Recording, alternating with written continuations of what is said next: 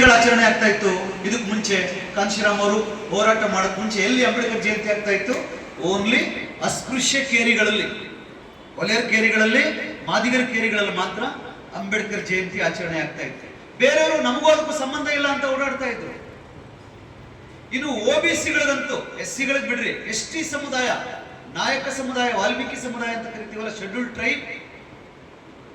Tribe SC ಗಳಿಗೆ ಏನೇನು ಸವಲತ್ತುಗಳನ್ನ ಕೊಡಿಸಿದಾರೋ ಬಾಬಾ ಸಾಹೇಬ್ ಅಂಬೇಡ್ಕರ್, ಅದನ್ನ ST ಗಳಿಗೂ ಕೊಡಿಸಿದ್ದಾರೆ. ನೀವು ಅಬ್ಸರ್ವ್ ಮಾಡಿ, ಯಾವ್ದನ್ನಾದ್ರೂ SC ಗಳಿಗೆ ಕೊಟ್ಟು ST ಗಳಿಗೆ ಕೊಟ್ಟಿಲ್ಲ ಅಂತ ಒಂದು ಹೇಳಿ ನೋಡೋಣ.